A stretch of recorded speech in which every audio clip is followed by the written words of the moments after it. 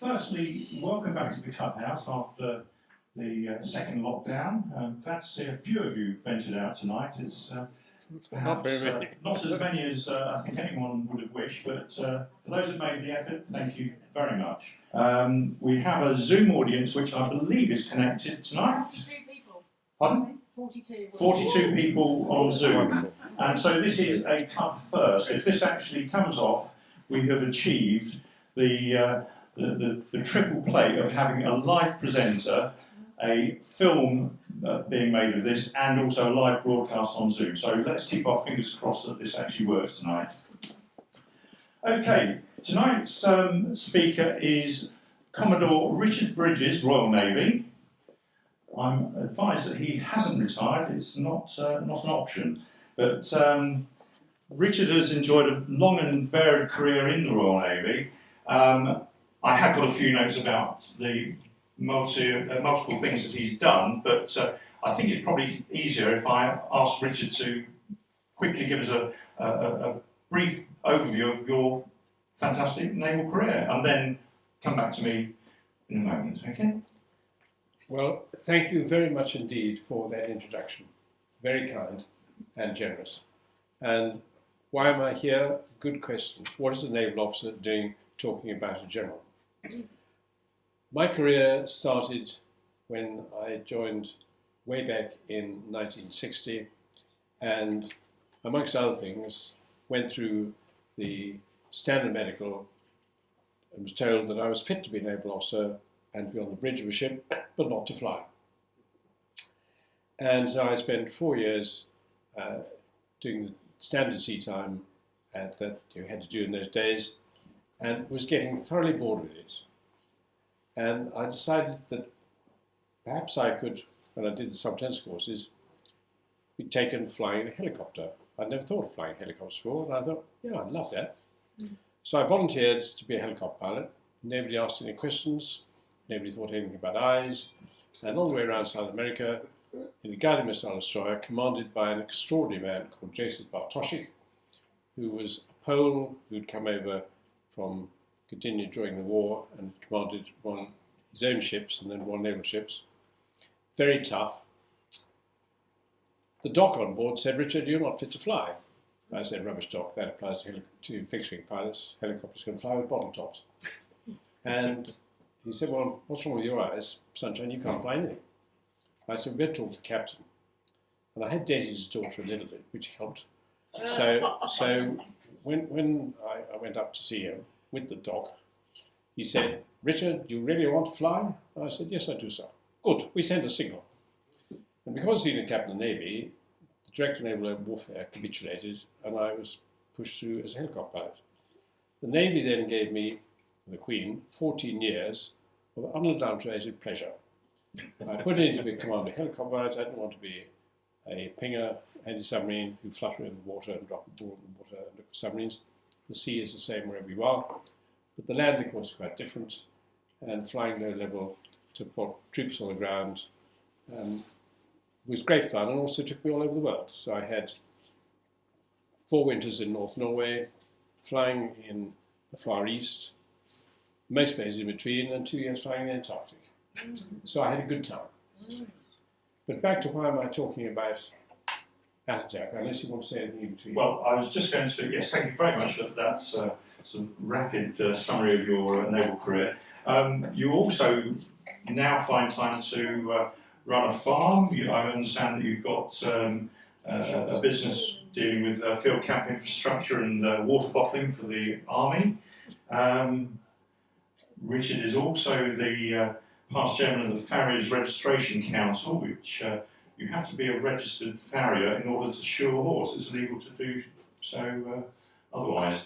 And Richard is also the Dorset County President of the Royal British Legion. And again, I think that later on Richard will tell you a little bit about why he's generously given up his evening tonight to come and talk to us and our Zoom audience, because the Royal British Legion this year has had a very torrid time with COVID and the inability to put collectors on the street. So I think if anybody feels moved to make a donation or a further donation, then it'd be very welcome. So It's now my very great pleasure to formally introduce Commodore Richard Bridges to tell us about Ataturk in history. Richard, floor's yours. Thank you again. Why am I talking about Ataturk? And why is a naval officer talking about a Turkish general? The reason I'm talking about Ataturk tonight is because when I read about this man to begin with, I thought this career is unbelievable. And the more I dug, the more unbelievable it became. Ataturk is, in many ways, more broad, more in depth than Garibaldi, than Bismarck or Napoleon in what he did for his country. He winched with support from good friends and good supporters, but personally he was responsible. He winched a country from the Middle Ages into the 20th century. And it was an astonishing achievement. Not just pulling the country in one direction, but changing everything with it as he went. So he's born into the Ottoman Empire. How did that begin? The Ottoman Empire began with, I don't know whether this works, this thing, with, I don't know whether you can see the red spot showing Osman in the middle of Anatolia, but that was a small tribe which then expanded and ate up its neighbours and in due course took over the whole of Anatolia and then moved across the Hellespont to take the great prize of Constantinople. They tried 7 times to take it. Constantinople had 7 defensive walls round it, reckoned it was impregnable, but finally it fell to Muhammad II. And as a result, the Ottoman and Islam swept over the whole of the Eastern Mediterranean. At the height of the empire, it was lapping the walls of Vienna and then all around the shores of the North African littoral, down the Red Sea and the Persian Gulf. And for the next 3 centuries, it ran the Mediterranean. But by the time that Muhammad Kemal Ataturk was born, Mustafa Kemal Ataturk, it was becoming the sick man of Europe and beginning to fall to pieces.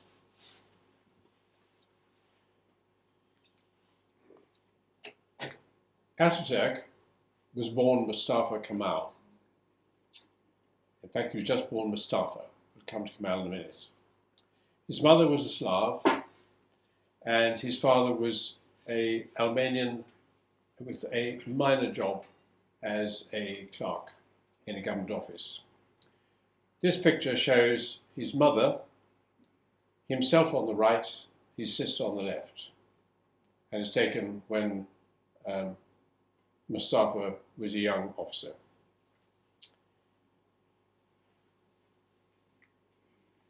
He was educated at a Muslim school initially because his mother was, let's say, a devout Muslim, and the first indication that this chap was out of the ordinary was when he made it quite clear that he was not interested in the Muslim, the sort of traditions that went with Muslim religion.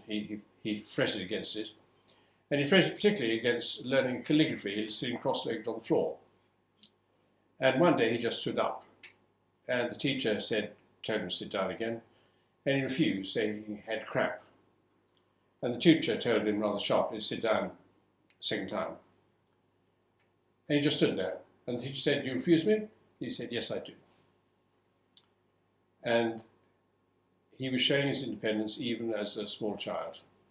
He was taken away from there and sent to a secular school. And there he shone. And he shone particularly at mathematics. And he was doing algebra while his classmates were still doing simple arithmetic.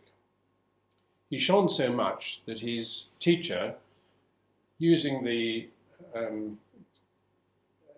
custom which was common in those days in Turkey, gave him a nickname, and he called him Kemal, which means perfect.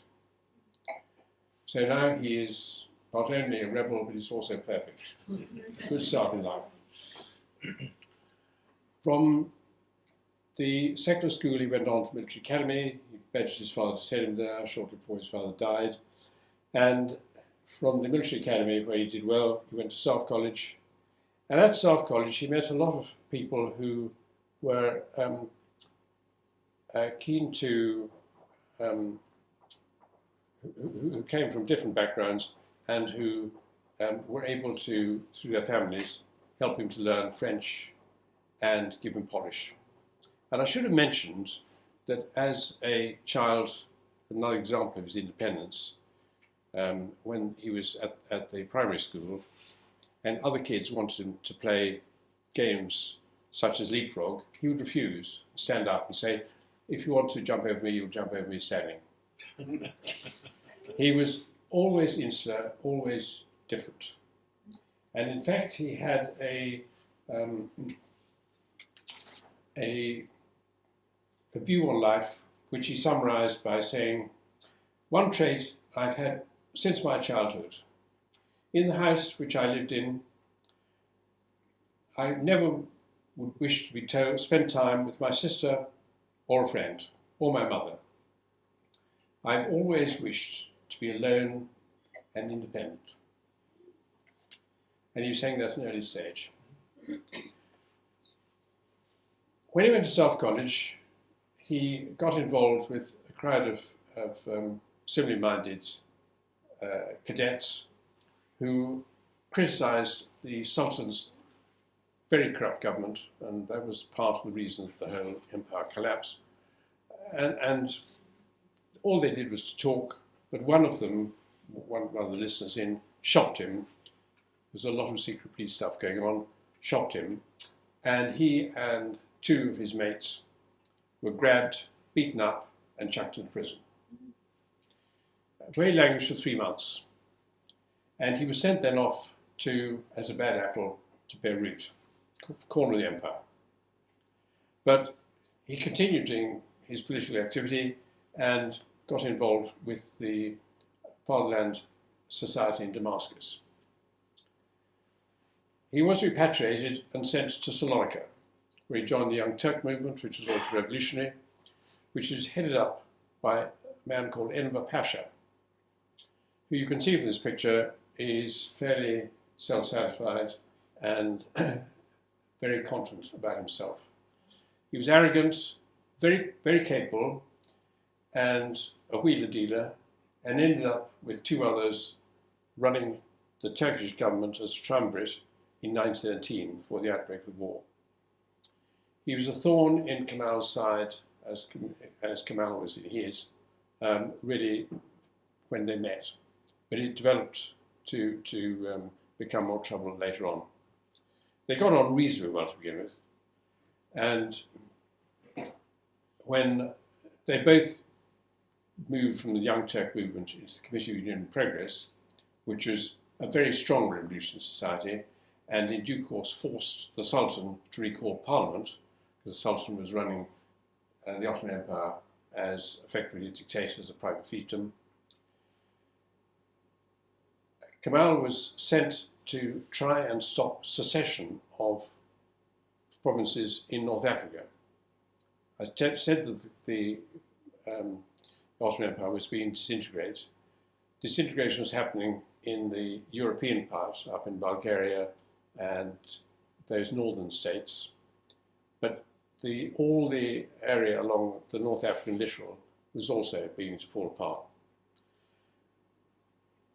Kemal was sent down to try and stop this, which he managed to do, which was an extraordinary effort for a young man, and came back expecting laurels, and was rather miffed that the committee did not pay much attention to him, because they were spending more time in organising an army to invest Constantinople to depose the Sultan, because they decided that he was just not really up to mustard. Kemal was pleased to be invited to organise the investing of Constantinople, and he arranged a ring of soldiers around the landward side of the city, but more importantly, a ring of warships with crews who were loyal to the revolutionaries on the seaward side. So Constantinople fell very quickly, and the Sultan was removed and replaced by his brother, Mehmed V. Interesting, you see this chap is in a Royal Naval uniform, much muffed up, but it's a Royal Naval uniform, indicating the presence of the Royal Navy worldwide. It was a world policeman in those days. This picture, and I apologise for the mess at the bottom of it, I couldn't get a clearer one from the net. I'm probably not supposed to steal it anyway. This shows you the state of the empire and how bits of it have started to fall off. So you can see Bulgaria in yellow has become independent. You can see that on the, I don't know whether this pointer will work. Let's see. It's on the ceiling. It's on the ceiling. Move it down. It's on the ceiling, right. There we go. Yes, that works. That works, right. Well, there is Bulgaria. There's Austria-Herzegovina down there. And that has been taken over by Austria-Hungary, which is one of the reasons, one of the beginning moves towards the Second World War. Because Serbia, you see as the white blob in the middle, is left isolated and also starts pushing, and we all know the story, how the war begins with Serbia. We'll come to that shortly. If you look down on the bottom, you can see the bits which still belong to the empire. And here the Italians play a part by deciding to take their cut because Germany and France have already been involved with the Agadir crisis, and Germany's taken over a chunk of the Belgian Congo. Germany is flexing its muscles, as it's been doing since the start of the century. Lebensraum, elbow room. And Kemal is taken down by Enver Pasha to try and stop the Italian invasion of Tripolitania, and arrives at Tobruk, where he finds that he's able to force, he's a very competent soldier, to force the outposts, but he can't take Tobruk because it's supported from the sea, and he can't deal with naval gunfire. And it's a lesson he learns for his experiences in Gallipoli later. The Balkan Wars take place, and the European powers are very interested to see what's happened, rather like people were interested to see what happened when the Franco involvement in Spain at the start, before the Second World War, 1988, and other countries were trying to see why Spain had been taken apart and how dictatorship had taken place. And the director of military operations in London, Sir Henry Wilson, who was no slouch, he later becomes a field marshal and chief of general staff, went out, met with Enver, who he didn't rate much, and the other members of Triumvirate, and also the other members of staff, who he didn't rate much either. But he did say, there is a man called Mustafa Kemal. Watch him, he may go far. Very perceptive. And we then swiftly move into war. But the war, before it takes place, is accelerated as far as, rather in Enver Pasha's favour, because of the acquisition of ships building for the Turks by the Royal Navy. Enver Pasha is very keen on alliance with Germany. Kemal is not. Enver believes that the Germans are going to win the war and they're going to win it quickly.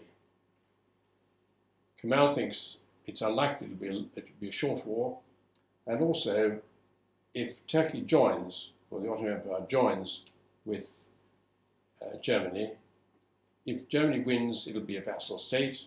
If Germany loses, they will lose everything. This ship, when it was built, was the most powerful warship in the world. You see, it's got a large number of turrets. See, this thing will show. Instead of the normal 4, she's actually got 7. 1, 2, 3.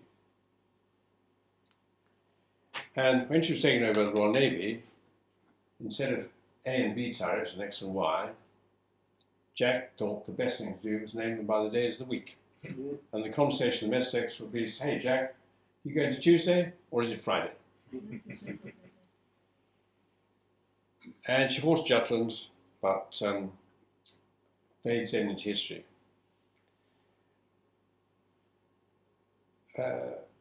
Enver's aims to get allied with Germany were helped further by the very surprise arrival in Constantinople of the Goeben and Breslau, having run the gauntlet of the Mediterranean. But the Royal Navy, Germany was not, no one was at war at that stage, so the Royal Navy followed them but couldn't do anything about them. On arrival in Constantinople, instead of being interned, which they should have been, they were taken under the Turkish government's wing, bought and paid for, retained the German crews, and sent by Kemal into the Black Sea to bombard Odessa and Sebastopol, thereby bringing Russia into the war against Turkey. Kemal denied all knowledge of it when it took place. So let's look at, first of all, how the war starts as it's effectively dominoes. The warships arrive in Bosphorus. Germany declares war on Russia, Britain and France declare war on Germany, and Russia declares war on Turkey. And how did Europe look like at the start of the war? Well, you have the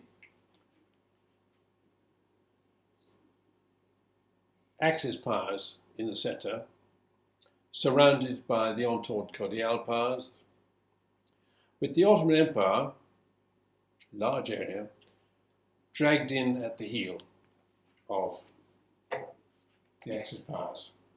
And that is the way it happened, actually, for the rest of the war. They were at the back end. When the war began, it was utterly disastrous for the Ottoman Empire.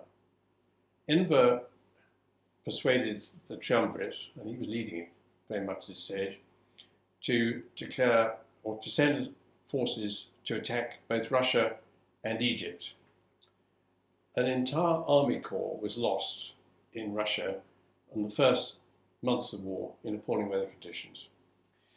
And it also highlighted huge deficiencies in the way the Turkish army was organized. It was very out of date. And I should have mentioned 2 parts in Kemal's history before the war begins. When he because he was so independent, because he basically took a line that he was right and other people tended to be wrong, he got up the noses of the leading lights in the Committee of Union and Progress. To such an extent, they decided he needed to be eliminated. And an assassin was deputed to remove him. The assassin called at his office. Kemal, suspecting his manner, very cool, invited the young officers down, produced a revolver from his own desk, put it on the desk, continued his discussion. And the young officer was so abashed, eventually he admitted he'd been sent to kill him. The next attempt was to bribe Kemal's personal protection to knock him off. But the protection was loyal to Kemal, warned him, and that attempt failed. Kemal was now watching at 6 o'clock, and when he went out after dark, he kept an eye behind him. And one night, he realized he was being followed, slipped into the doorway, revolver in hand, and Enver's uncle passed by on the other side, pretending not to notice him. And after this incident, Kemal pulled out of politics, and he decided that he'd go back to the military, and he would start reminding or start conducting training the way he thought it should be done. He upset senior officers hugely by saying how out of date the systems were, and instead he would have his staff or his young trainees plan a battle. And he took charge of planning it himself. He would act as though he was a general. He would write all the orders in advance and then compare with the orders were given. So he was training himself as much as training the young men, and the young men loved him for it. But back to where we are at the start of the war. Kemal was sent to Sofia as the defense attaché. He was stuck there, desperate to get out and get involved properly with fighting the war. The Ottoman Empire was having some difficulty, and he thought he could do better. And he was on the point of resigning and re-enlisting. And he was appointed to the 19th Division. He went back to Istanbul, to Constantinople, to get marching orders and papers, met Enver, who didn't know where the 19th Division was. And on inquiring around the staff officers, we said the 19th Division didn't exist. But the 3rd Corps, which is down in the Dardanelles, might know something about it. And Kemal went down to the Dardanelles. He was promoted to colonel for the job that he was going to be given. Now, he was familiar with the Dardanelles because he had been involved with them a little in the Balkan Wars. And he came down with some ideas of his own how the Dardanelles should be defended. The Turkish plan originally, Ottoman plan, had been originally to run barbed wire effectively all the way around the peninsula, with small groups of soldiers at every point who would be able to repel boarders when they came from the sea. Kemal knew this was not possible from his experiences at Tobruk with no gunfire, and he thought that the groups should be marshalled further inland in larger blocks, ready to move down and deal with a landing when they knew exactly where it was taking place, rather than be split up in pieces. Lehman von Saunders, who was the German general, because the Germans are so heavily involved, in charge of defending Gallipoli, made dispositions like this. You had the 5th Army headquarters up at the top here. You can see this better than I can point. You had the 15th Army Corps down on the eastern side of the Straits near Troy, and that is where von Saunders thought that the Allies would come. He also thought that they might come and cut off the whole peninsula at Bulair, right at the top. Kemal thought differently. He thought that the most likely point that they were going to come in was, I can't see this, was at Suvla Bay and Anzac Cove, or Gabba Tape, which would be the shortest way for the Allies to cross the peninsula. And he also thought that they would be landing at Cape Helles on the basis that they could, with their command at sea, they'd be all the way around. And he's quite convinced he was right. And of course he was. The Allies landed at Anzac Cove. The first Kemal knew about this was signs of gunfire reported, naval gunfire,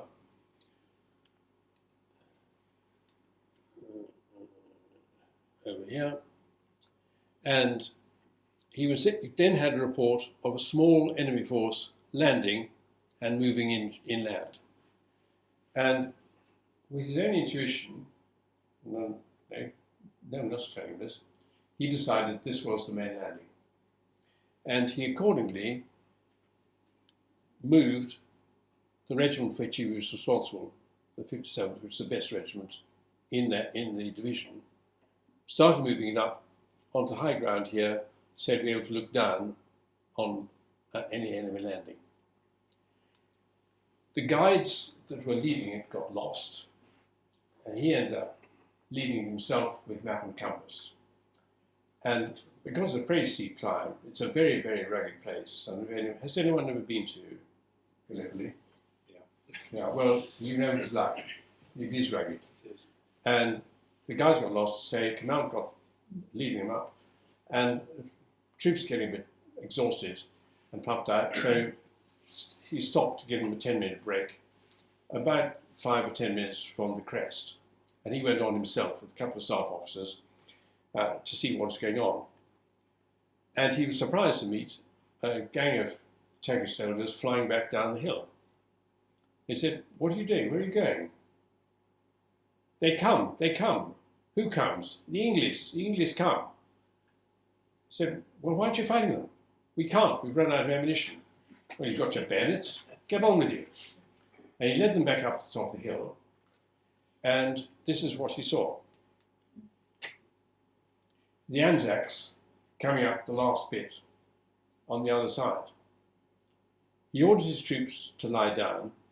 He never was able to say afterwards why he did that, but he did, and he noticed as they lay down, the Anzacs lay down as well, and this gave him the few minutes he needed. He sent one of his staff officers back at the run to get the rest of the regiment up, and as it appeared on the top of the hill, they started pouring fire down onto the Anzacs.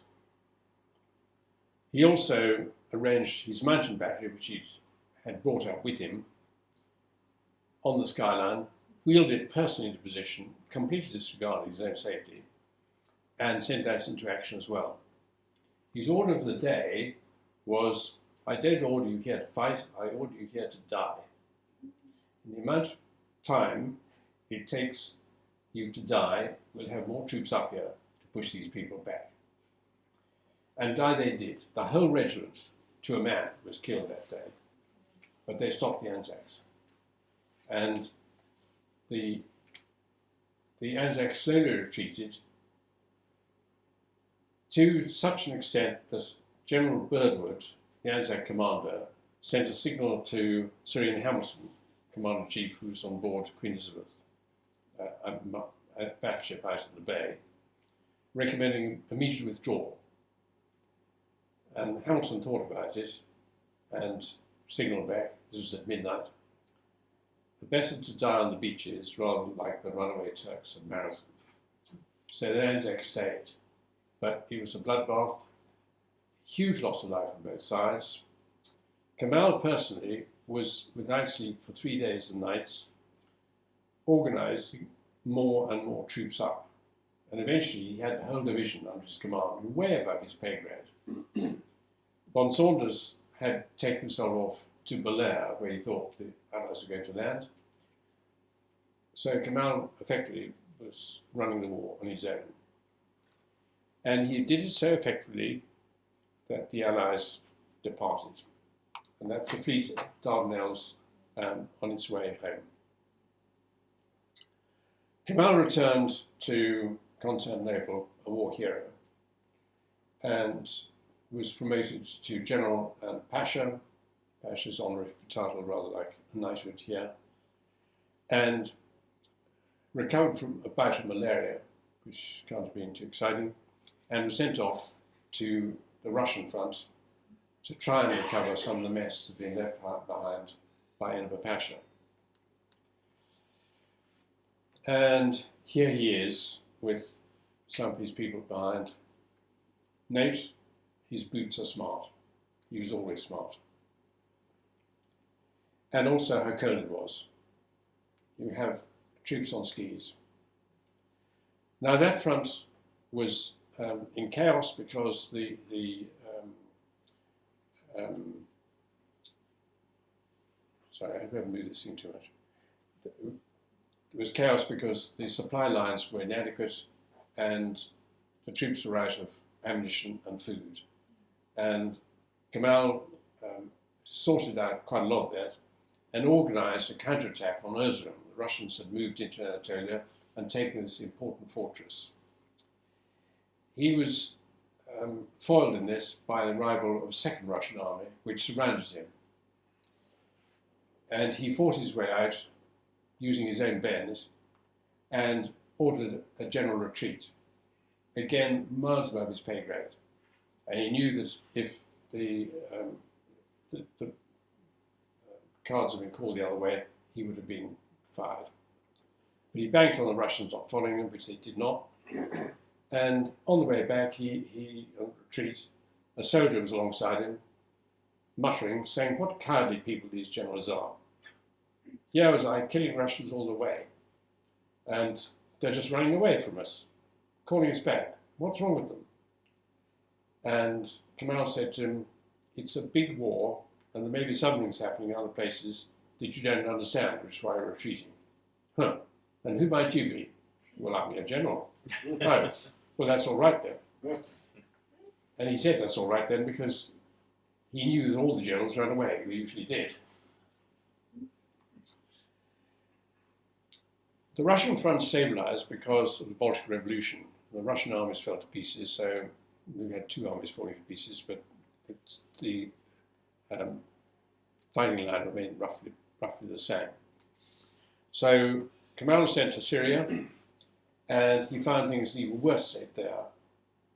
Most of the units were at fifth strength, and the supply of ammunition and food was shaky in the extreme. Having done what he could there, he was then sent down to join Lehman von Saunders, who was in Palestine, to prevent he was initially sent to organise an attack into Egypt. But of course, Allenby had arrived and was busy pushing everyone back. If you take a look at the map here, it's instructive for several reasons. First of all, the darker colours show the bits of the empire that have disappeared, have been lost, and the lighter colours show what is now going. And where's my pointer? Allenby makes such a fast move to Jerusalem that von Saunders has to leave. He's nearly caught with his entire staff there, and he falls back to Damascus, where he hopes to form a line. This is a disaster year for the Ottoman Empire. They've lost the two holy cities of Baghdad and Mecca, and now they lose Jerusalem. But Allenby's march is not to be stopped, and von Saunders' army retreats almost in disorder. The rear guard is held together by Kemal, who never loses an action. But the army is able to retreat all the way to the borders of Anatolia, the purple bit there, and the armistice is declared. So we're left with this breathing space of a Turkish government in utter disarray and the Allies pressing for war reparations. Kemal is now back a general without a job, back in Constantinople. The nationalist groupings here in Anatolia, because the war is over, now start to plan to run their own affairs, and the upheaval is so great that Kemal is sent by the defense organization in Constantinople to try and restore some sort of order. And his mandate initially is quite small, it's just for the western part. But by a bit of astute manoeuvring, he gets himself made responsible for the whole of Anatolia. And he gets into Anatolia. The British already don't particularly trust his appointment, but he managed to get there, and the first thing he does is to organise the confiscation of the thousands and thousands of rifle bolts that the Allies have already taken off the Turks in Anatolia. and he starts busily rearming them. He also starts reorganizing the nationalist groups to form a single body, and he, taking support with him all the way from west to east, he joins the one Turkish army which is still extant in eastern Anatolia, run by a very capable general called Barakabir, and between them and other of his henchmen, they managed to pull these very disparate groups. You saw the original picture of how disparate the various groupings were, into a national conference at Erzurum, where the Grand National Assembly is formed with Kemal as the spokesman. And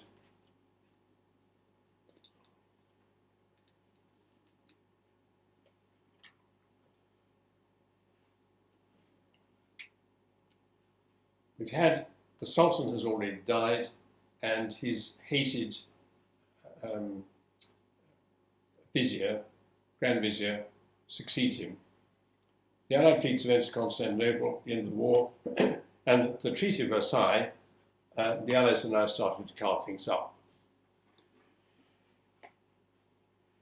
Lloyd George is one of the leading manoeuvrers here, the Welsh wizard, because he's already formed, during the war, several secret treaties to try and encourage allies and other people to take part in the war effort on the Allied side. So he sees Turkey as a blank space on the map, and he has offered large chunks to the Italians, the Armenians, and of course the Sykes-Picot Agreement has carved out Mesopotamia, which is all part of the Ottoman Empire, between France and Britain. There's his picture on the left, the right of the slide, and the piece which you probably can't read alongside it is a piece from the Times which suggests that the Greeks are ready to deal with Mustafa Kemal. The reason this is there is that Lloyd George is made aware by Venizelos, the Greek Prime Minister who's taken over the country with the death of King Constantine, that the whole of Anatolia, or a large part of the western part of Anatolia, should be Greek, because they're Greek speakers. Lloyd George was a Hellenophile, and he overrode both President Wilson on 14 points in the United States and his own Foreign Secretary, Lord Curzon, and agreed that the Greeks could definitely move in there. Hence his article. And it causes great trouble because the Greeks and the Turks have never got on, and the Greeks do invade Anatolia. And they invade it with modern weapons, modern arms. So initially they drive the Turks back. So let's see where we've got to. We've got the Treaty of Versailles, we've got Kemal in Anatolia, and as a result of his conference and being made effectively the Speaker for the Grand National Assembly, he issues a declaration of independence. And of course, this is not good news for the Allies. They do not want independent Turkey. They want a subservient state, and they want to be able to have most of it. The Sultan, who is still trying to keep the semblance of the Ottoman Empire, is not going to have one of his people declaring independence, and he orders a fatwa, i.e. anyone who can kill Kemal will go to paradise, on him. Kemal has such standing that nobody has a go at him. And instead the Greeks invade Anatolia, and finally it gets chucked out at the Battle of Saqqara, which we'll have a look at in a minute. Here the Allies have taken over Constantinople. And of course this is grist to Kemal's mill, because the message gets quickly back to Anatolia. The Allies have now walked into Constantinople, and his volunteers become a flood. And with this large number of people, he is able to start the turning the tide. It's also supported by the word coming through of the Sultan's agreement to the Treaty of Sèvres. The Treaty of Sèvres would have carved up the Ottoman Empire to this tiny rump here. And you remember how big it was before, under Suleiman the Magnificent. All that would be left. And all this is going to other people. Armenians take this large chunk. Here is the Sykes-Picot Agreement. And a large chunk goes to the Italians, and the Greeks have started to move in as well. What actually happens on the ground? Well, this is the map of Anatolia with the actual movement of troops. First of all, we have, and he's fighting on three fronts now. You've got Kemal organising armies who shove the Armenians right back, killing a huge number of them as they do it. They push the Italians back out of the piece the Italians have tried to take. And here are the Greeks, who have absorbed a large piece, who have finally stopped at the Battle of Saqqara, just short of Angora, which Kemal had made his capital, which was then renamed Ankara. They turned the Greeks around and eventually pushed them out. Turkish cartoon about getting rid of them. The Greeks were really bad news in the way that they retired, scorched earth policy, killing and looting, and they finally burnt the fort of Smyrna completely to the ground when they were kicked out. And there's no love lost between the Greeks and the Turks to this day. Because the Sultan's government has now been completely taken over by the Allies, Kemal has stated that the government now effectively no longer exists, it's not recognised. And the Grand National Assembly shares the Sultan's temporal power from him. He's now no longer the Sultan. Remember that the Sultan has two roles. He's not only the Sultan, i.e. the temporal power, he's also the Caliph.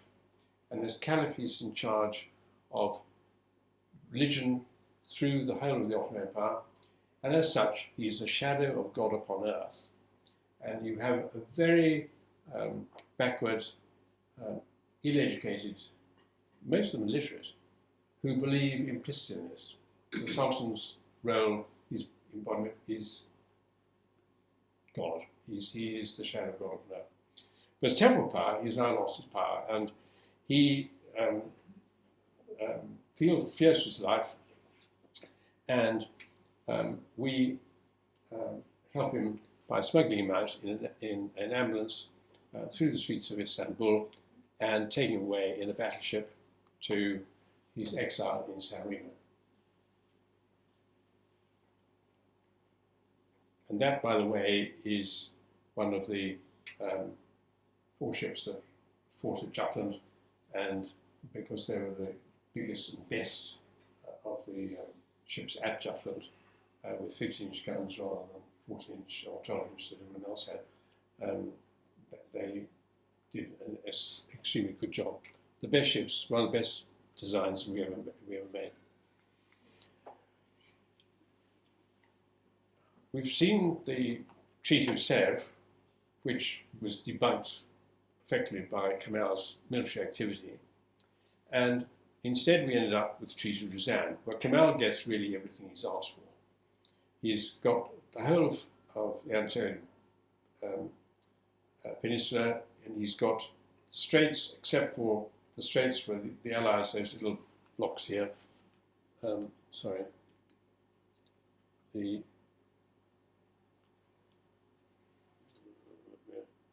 that bit there is under Allied control.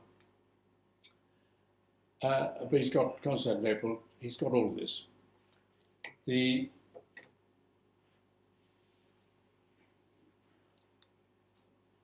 Treaty of Lausanne gives him international recognition of the Republic of Turkey, which is what he's always been aiming for.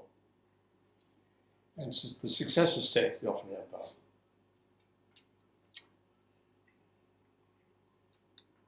So now Kemal can start really reorganizing his country. He forms the Republican People's Party, so he moves from a military control, the Grand National Assembly was, to a more democratic civilian organization.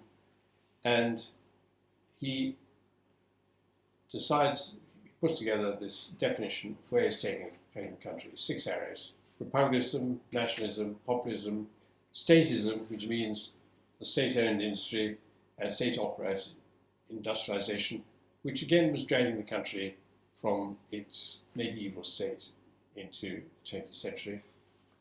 Secular wants to sweep away all the linkage around one religion, Muslims, and finally revolution. I would say this is Curie's arrow, but he meant by revolution permanent evolution, constant change, constant improvement.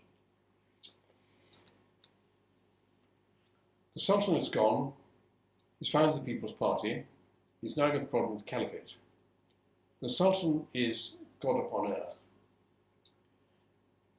And he's sidelined by Kemal preaching a sermon, which he does in church. You see he's always immaculately dressed. And he starts by complimenting his audience on their piety. And he goes on to say that Islam is the last and the greatest of all religions. He then goes on to say, and so that the people can understand this, in future it will be delivered in Turkish, not in Arabic. And by this and other means, it is undermined. He abolishes the caliphate and the religious affairs and religious schools go, which allows him to introduce compulsory education for children on a secular basis, which again drags the country rapidly into the 20th century. Religious courts follow, and the placing of closing of sacred tombs. He's a great one for a personal example, and he decides that the clothing of the country is really not up to date, not with it, as you might say, for the post-war world. And he decrees that the baggy trousers they wear have to be abolished because on grounds of economy, we need to clean it up and use less material. The fez is also abolished because he thinks that it's really inappropriate. The fez, you can see, has got no peak, and the reason it had no peak was so that you cannot hide your face from the face of God. And he introduced the fedora instead, and went around the country on a tour wearing Western clothes and a fedora. And he went further than that. Not wearing a felt hat was a criminal offence, punishable by death. So there's a great run on hat making, as you can imagine. And some people made a fortune. There was very little felt in Istanbul. Next comes emancipation of women. Now, if I was to ask you when women got the vote in this country, you'd have to think for a second before you said 1918. This is very early. And the reason it was done so early was he was married for 3 years to a Latif, who was Western educated, very bright. Sadly didn't last because I think he was too individual and strong-willed. But he decided this was really important and a great game changer for the Islamic world.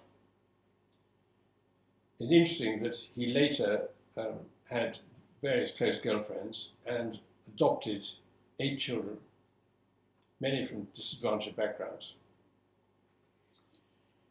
He adopted a new civil law code, so the Sharia law went out wholesale, and in came Swiss law for the civil code and German industrial law. And he thought all this through. He didn't give, this didn't happen just like that. And he carried the country along with him. There was very little dissent within these changes. And the next and final and revolutionary change was changing the alphabet. The whole country was used to Turkish and used to Arabic script, and he decided this was not appropriate for a Western-leaning country. And he went around the country with a chalkboard and organised a large meeting in a big town and called up the audience to say, can anyone here read Turkish? And of course, there were plenty of volunteers. A young man stepped up and he was given a piece of paper which Kemal had waved, and of course he couldn't read it because it was written in Latin script. And Kemal said, see, this chap cannot read it because he doesn't know the proper words. Passed it to one of his aides who read, in future people will understand Turkey as being a modern country because they can understand our wonderful writing.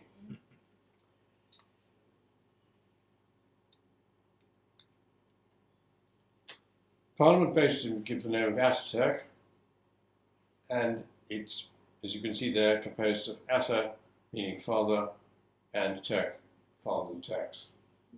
And Ataturk he became. Women are made eligible to vote in Parliament, and finally he gets the Montreux Convention signed, regulating future Turkish regime for the states.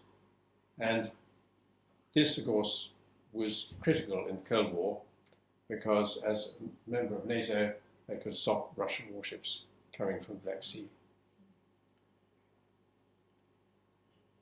Kemal had always been a strong and heavy drinker in his life, and he'd been unwell a little bit, but he ignored it. And he finally died, relatively young, in 1938, of cirrhosis of the liver. And when he died, it was a monstrous outpouring of national grief, because you can see from the crowd here, the nation really did love him, in spite of being such a hard man. He was also very human, and also had a soldier's view. This plaque is a picture we took from the National Arboretum, and it summarised Kemal's statement after the Dardanelles. And I read it out for you. This is to British soldiers. You were lying side by side with Mehmets, and in each other's arms. Your mothers, who sent their sons from faraway countries, wipe away your tears. Your sons are in our bosom. They are in peace. After having lost their lives, this soil, they have become our sons as well.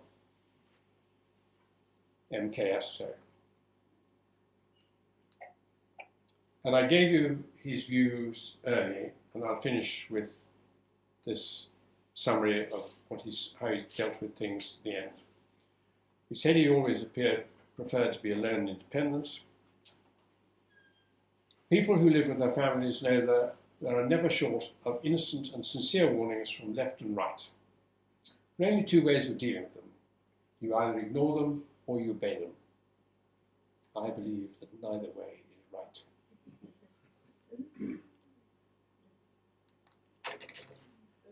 And that's the end. I'm very happy to answer questions. I'll just point out one little thing about this final photograph, which was produced, obviously, in Turkey, that you see 1938, the 8 is on its side, symbolising infinity.